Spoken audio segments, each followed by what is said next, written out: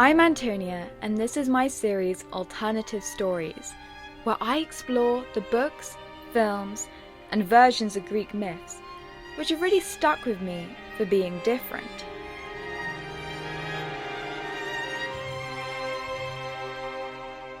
Tonight, I am focusing on the ancient Greek myths surrounding Jocasta.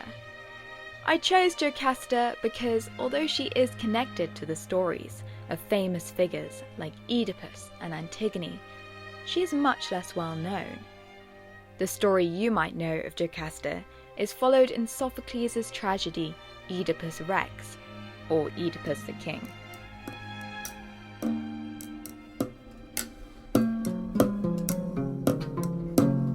Jocasta was the daughter of the king of Thebes and married Laius, who had been given a prophecy saying that if he ever had a child, that child would kill their father and marry their mother.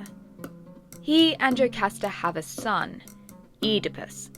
To avoid fate, Laius then sends the baby to be left on the mountainside to die. However, the play opens with Oedipus, who is definitely not dead, as the new king of Thebes, after unknowingly killing his father in a road rage argument and marrying his mother, Jocasta.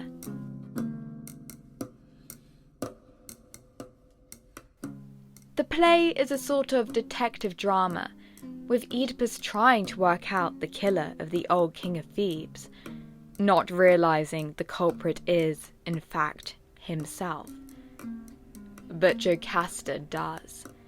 At the climax of the play, she retreats inside the palace and ends her life, unable to live with the knowledge that she had married her son. Oedipus, finding her body, then comes to the same realization and plucks out his eyes with her dress pins.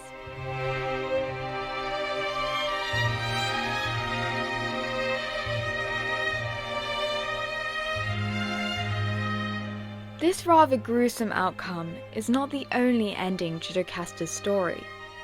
20 years after Sophocles' Oedipus Rex, Euripides writes the play The Phoenician Woman. In this play, the basic framework of Jocasta's story, son kills father, mother and son marry, the truth is revealed, the mother takes her own life, is changed slightly. In this version, Jocasta is still alive and living happily in the Theban palace after the truth is revealed. Instead, it is Oedipus who is disgraced and banished from society, locked away by their two sons Polynices and Eteocles, who he curses to turn on each other. With Oedipus absent, the two sons fight over the throne of Thebes. Jocasta and her daughter Antigone try to intervene, but in the end it is all in vain. The two sons kill each other in single combat, and Jocasta takes one of their swords and drives it into her throat.